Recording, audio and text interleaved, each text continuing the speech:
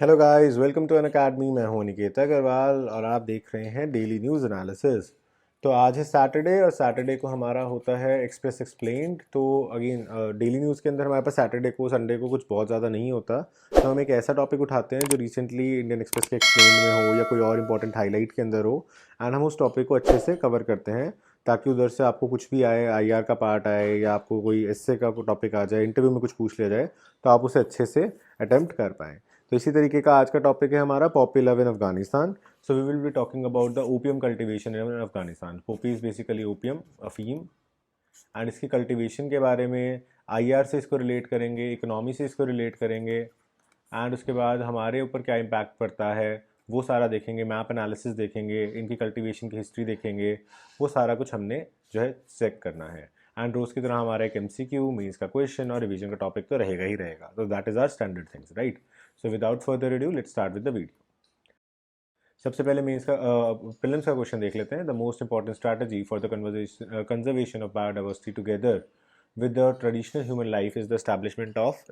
आपको बताना है कि इसमें से बेस्ट मेथड कौन सा है जिसके अंदर आप ट्रेडिशनल ह्यूमन लाइफ और बायोडाइवर्सिटी दोनों को बचा सकते हैं।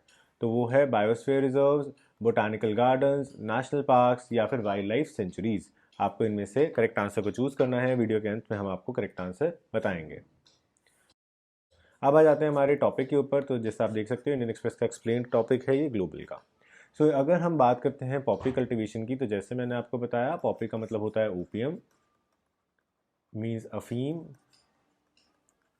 ठीक है जी, तो ये एक ड्रग है डेफिनेटली। एंड ये बेस्ट आप कह सकते हो कैश ट्रांसफ़र सिस्टम है जिसको आप उगाते हो और बहुत ज़्यादा मनी जो है एक बार में ले लेते हो।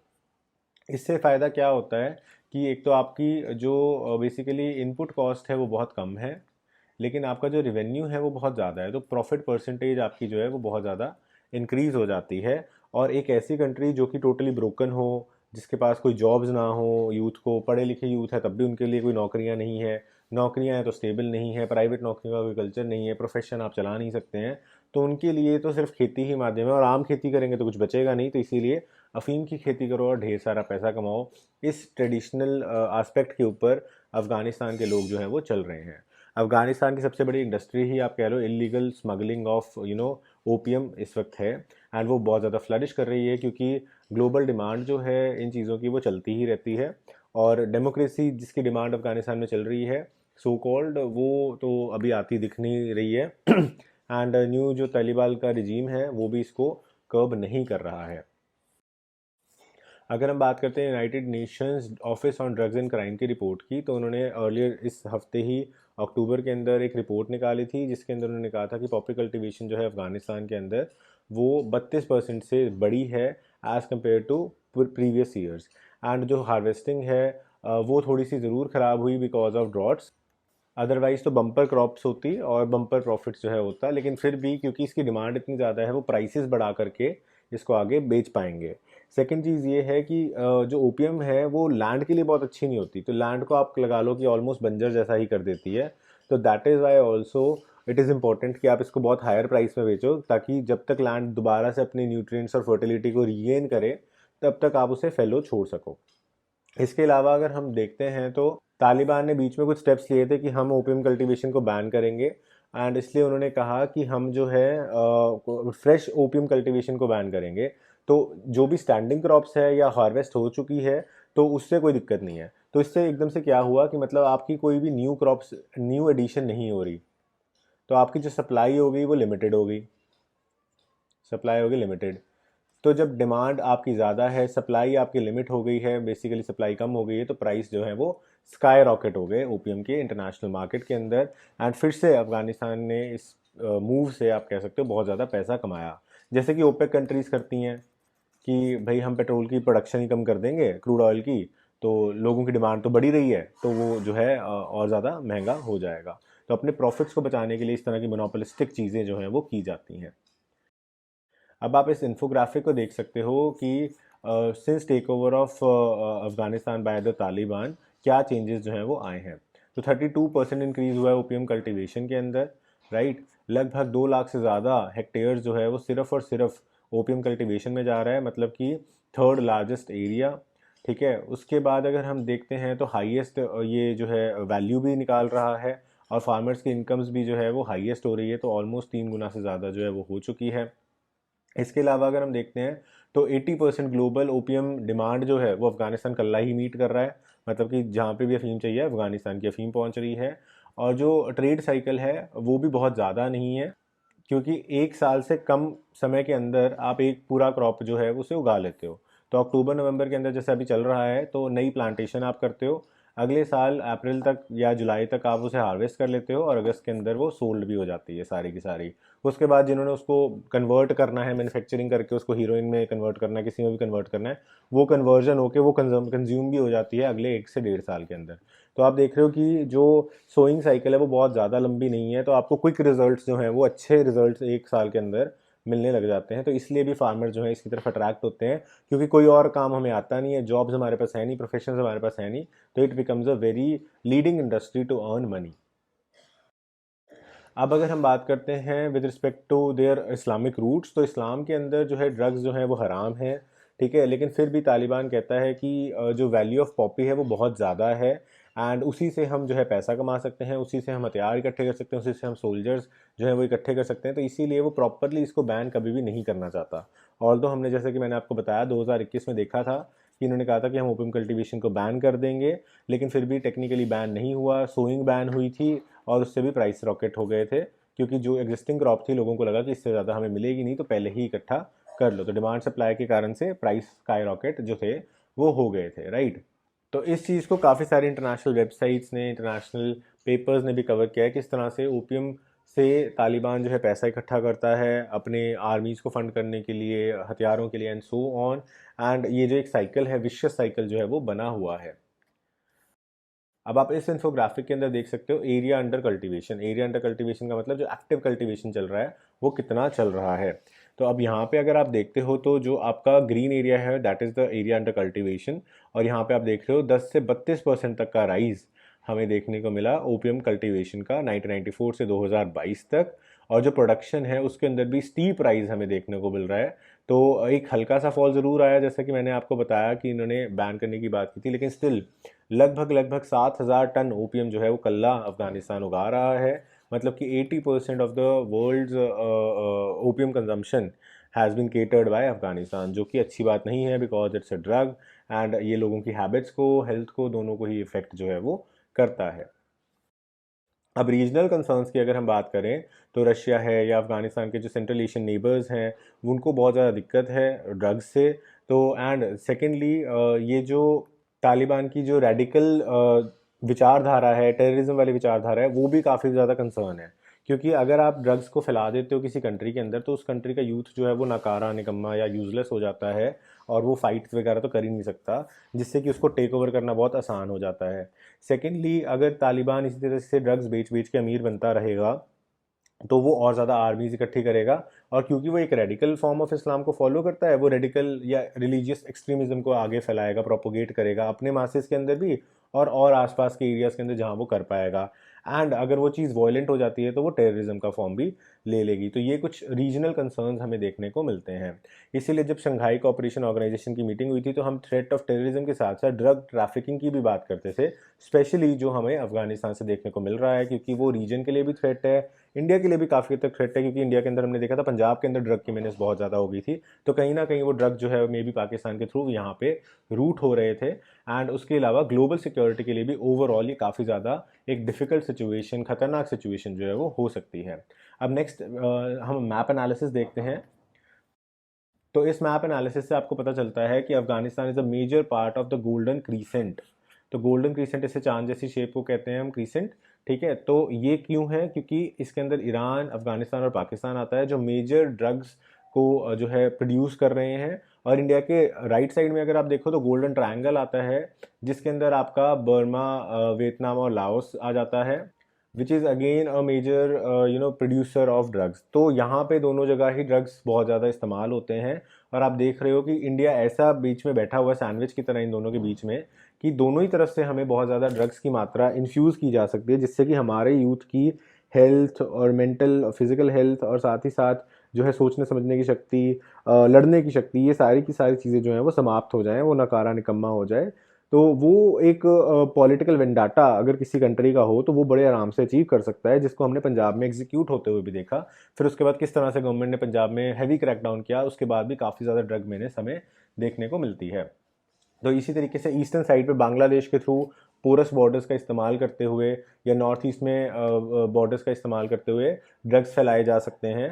एंड उधर पंजाब वाली साइड पे, राजस्थान वाली साइड पे अगेन बॉर्डरिंग स्टेट्स में ड्रग्स जो है वो फैलाए जा सकते हैं। So that is why India के लिए opium production of Afghanistan is a big threat and is a big concern apart from other things, right. So this was the map analysis and I hope आपको ये topic अच्छे से समझ आ गया होगा, ये आर्टिकल अच्छे से समझ आ गया होगा, और इस पर अगर कोई क्वेश्चन पूछा जाता है तो आप उसे अच्छे से अटेम्प्ट भी कर पाएंगे। फिर भी अगर आपको कोई डाउट्स हो तो आप नीचे कमेंट सेक्शन में पूछ सकते हैं, और इस लेक्चर की पीडीएफ आपको डिस्क्रिप्शन बॉक्स में मिल जाएगी। जो क्वेश्चन था एमसीक्यू का वो था the most important strategy for conservation of biodiversity plus human life, इसको कहते हैं बायोस्फीयर रिजर्व्स। तो इस सिंपल डेफिनेशन से ही क्वेश्चन पूछा गया हुआ है। अगर आपने अच्छे से कर रखी है शंकर आईएएस तो आपको ये आराम से कर पाएंगे। अगर आपने शंकर आईएएस नहीं की है तो मेरा एक फ्री कोर्स है जो यूट्यूब पे पड़ा है, तो आप उसको भी अच्छे से देख सकते हो। तो उसमें हमने पूरी शंकर आईएएस को बहुत अच्छे से शॉर्ट में कवर करवा रखा है, जो कि आपके एग्जाम परस्पेक्टिव से बहुत ज़्यादा इंपॉर्टेंट है और अच्छी भी है। Now coming on to the mains का क्वेश्चन, तो मेंस का क्वेश्चन है there is a need for simplification of the procedure for disqualification of person who is guilty of corrupt practices under the representation of people's act. इसके ऊपर आपको comment करना है। मतलब ये इलेक्शन से रिलेटेड है, अभी गुजरात में इलेक्शंस की भी बात भी हो रही है।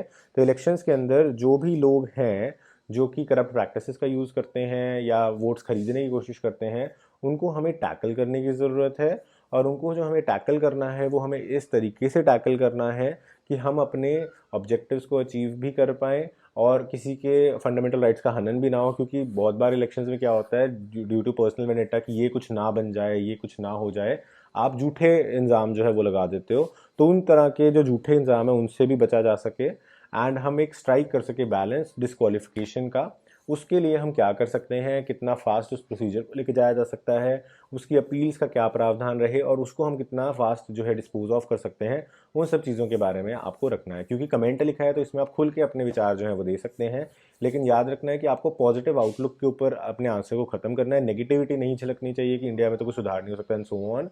एंड वे फॉरवर्ड आपको हमेशा लिखना है जो कि पॉजिटिव ही होना चाहिए। तो अगर आप इस आंसर को अटेम्प्ट करते हो तो नीचे टेलीग्राम में नीचे दिए गए टेलीग्राम ग्रुप पे डाल सकते हो या फिर नीचे कमेंट सेक्शन के अंदर भी डाल सकते हो and we will check your answer. तो अब आ जाते हैं न्यूट्रिएंट बेस्ड सब्सिडीज़ पे। तो जो यूनियन कैबिनेट है यानी कि गवर्नमेंट ऑफ इंडिया का जो कैबिनेट है उसने अप्रूव कर दिया है न्यूट्रिएंट बेस्ड सब्सिडी स्कीम को, जिसके अंदर फॉस्फेटिक एंड पोटासिक यानी कि पोटाशियम और फॉस्फेट इन दोनों फर्टिलाइजर्स को राबी सीजन के लिए जो है प्रोवाइड किया जाएगा अक्टूबर 2022 से लेकर के 31 मार्च 2023 तक। तो न्यूट्रिएंट बेस्ड सब्सिडी का मतलब क्या होता है कि आपको न्यूट्रिएंट जो है वो सब्सिडाइज रेट पे मिलेगा। अब जैसे कि पोटाशियम हो गया, फॉस्फेट हो गया, या और कोई भी आपका न्यूट्रिएंट है जो आपको लगता है कि आपकी खेती के अंदर ज़रूरत है उसकी, तो वो सारी की सारी चीज़ें इसमें आ जाती हैं। इससे हम fortification of food, micro nutrients से रिच करना और जो क्रॉप्स की यील्ड है वो बढ़ाना, वो सारी की सारी चीज़ें इंश्योर करते हैं। जैसे एन से नाइट्रोजन, नाइट्रोजन आपको एक तो नाइट्रोजन फिक्सिंग नॉड्यूल्स होते हैं, वो आपकी फर्टिलिटी को भी इन्हांस करता है, तो नाइट्रोजन आपके लिए इंपॉर्टेंट हो जाता है। फॉस्फोरस इंपॉर्टेंट है, पोटाशियम जैसे अभी हमने बात की, इसके अलावा सल्फर भी हमें बहुत सारी क्रॉप्स के अंदर चाहिए होता है। तो अलग अलग क्रॉप्स के अंदर अलग अलग तरह के न्यूट्रिएंट्स चाहिए होते हैं, जो न्यूट्रिएंट आपको चाहिए वो आपको सब्सिडी पे मिल जाएगा। नाइट्रोजन आपको लगभग 18 रुपये के करीब, फॉस्फोरस 46 रुपये के करीब, पोटाशियम 10-11 रुपये और सल्फर जो है वो 2-3 रुपये के करीब हम आपको प्रोवाइड करने की कोशिश कर रहे हैं, यानी कि गवर्नमेंट ऑफ इंडिया प्रोवाइड करने की कोशिश कर रही है। तो अगर हम न्यूट्रिएंट बेस्ड स्कीम की बात करते हैं, बेस सब्सिडी की बात करते हैं, तो इसके अंदर जो हमारा रेशो रखा गया है वो है 4:2:1। मतलब कि सरकार चाहती है कि एक ऑप्टिमम बैलेंस के अंदर जो फर्टिलाइजर्स हैं उनकी खपत बढ़े। 4 यहाँ पे एन है मतलब नाइट्रोजन, उसके बाद जो 2 है वो है पी मीन्स फॉस्फोरस, और उसके बाद 1 जो है वो है के मीन्स पोटाश। तो इस रेशियो के अंदर कंजम्पशन ऑफ न्यूट्रिएंट्स जो है वो इंक्रीज होने चाहिए ताकि आपकी यील्ड भी अच्छी हो, यील्ड के अंदर जो क्वालिटी है वो भी इम्प्रूव हो, प्रोडक्ट्स की जो फार्मर्स के ऊपर है बर्डन वो कम हो, एंड साथ ही साथ जो सॉइल के अंदर न्यूट्रिएंट्स की कमी है या इनफर्टिलिटी है वो भी साथ के साथ एड्रेस जो है वो हो सके। तो हर तरह से आप देख रहे हो कि आपको एक बहुत ही अच्छी स्कीम जो है यहाँ पे प्रोवाइड की जा रही है for agriculture.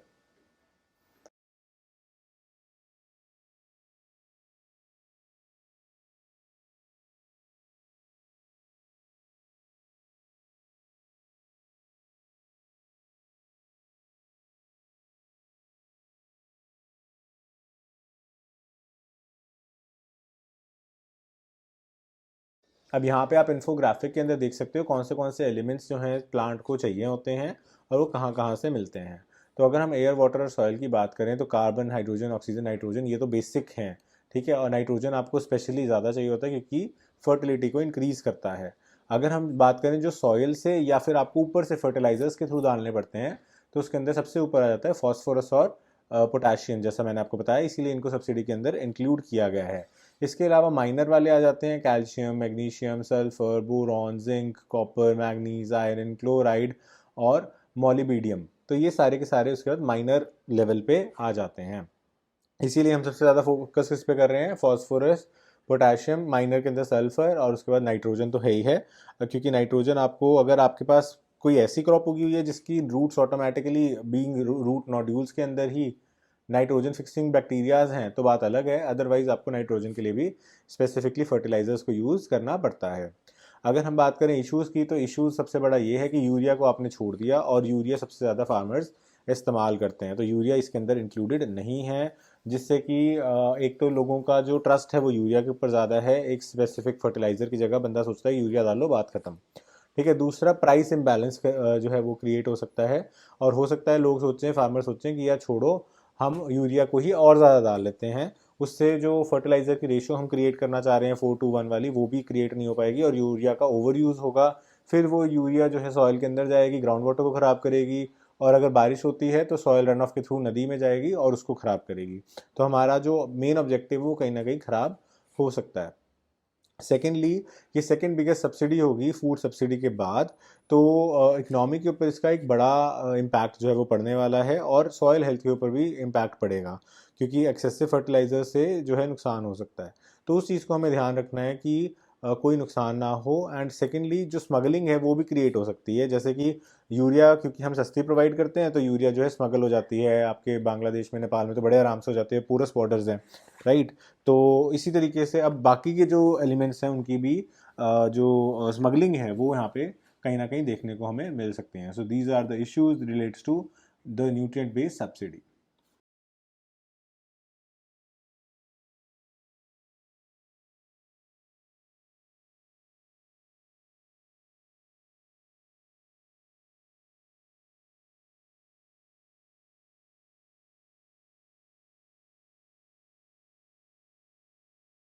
So with this we have completed the topic. I hope आपको वीडियो अच्छी लगी होगी, अगर अच्छी लगी तो लाइक, सब्सक्राइब एंड शेयर ज़रूर कर दीजिएगा ताकि इससे हमें मोटिवेशन मिलती रहे। अगर आप यूपीएससी सीएससी की अच्छे से प्रिपरेशन करना चाहते हैं तो अब मैं रिकमेंड करूंगा आपको कि आप यूपीएससी का अनअकैडमी का सब्सक्रिप्शन लें जनरल स्टडीज़ के लिए, जिसके अंदर आपको प्लस, आइकॉनिक और लाइट 3 वेरिएंट्स मिल जाते हैं। प्लस वेरिएंट के अंदर आपका फुल कोर्स रहता है, आइकॉनिक के अंदर आपको 1-on-1 लाइव मेंटरशिप मिल जाती है, जिसके अंदर अगर आपको कोई भी सपोर्ट चाहिए, मोटिवेशन है, स्ट्रैटेजी बिल्डिंग है, उसके अंदर आपको एक डेडिकेटेड अनअकैडमी का ट्यूटर जो है आपको लगातार आपके टच में रहेगा, हेल्प करता रहेगा। और अगर आप एक वेटरन एस्पिरेंट हैं, आप ऑलरेडी कई बार तैयारी कर चुके हैं और आपके अंदर कुछ कमियां जो है वो रह गई हैं, जिसके लिए आप सिर्फ टेस्ट सीरीज एक्सेट्रा या रिवीजन क्लासेस को ज्वाइन करना चाहते हैं, तो आप लाइट कोर्स को भी ऑप्ट कर सकते हो। सभी कोर्सेज के अंदर आपको अट्रैक्टिव ईएमआई ऑफर्स और लॉन्ग टर्म प्लान्स के ऊपर डिस्काउंट्स जो हैं वो भी मिल जाएंगे। जो भी कोर्स आप चूज़ करते हैं उसके अंदर पूरे पैसे देने की ज़रूरत नहीं है। आप यूज़ करिए मेरा कोड ANI7, ये मेरा रेफरल कोड है, इसको आप यहाँ पे डालेंगे तो प्राइसेस जो हैं 10% से डिस्काउंट हो जाएंगे किसी भी कोर्स में, किसी भी ड्यूरेशन के कोर्स में, चाहे आप 1 साल का लें, 2 साल का लें, 6 महीने का लें, या फिर आप प्लस लें, आइकॉनिक लें, लाइट लें, सभी में आपको ये बेनिफिट जो है वो मिलेगा। एंड उसके बाद आपको करना क्या है, इसका स्क्रीनशॉट मुझे टेलीग्राम पे भेजना है। Once you send me on Telegram I will add you to my group. And उसके बाद आपको कोई भी डाउट्स हों, कोई भी गाइडेंस चाहिए हो with respect to Unacademy, या कोई भी और हेल्प चाहिए हो विद रिस्पेक्ट टू रिसोर्सेज या अन अकेडमी से रिलेटेड, या कोई आपको नोट्स चाहिए, तो वो सारी चीज़ें मैं आपको हेल्प कर पाऊँगा। So this was it for today's video. I hope you like this video और आपको कुछ जानने को मिला होगा। So thanks for watching, have a nice day.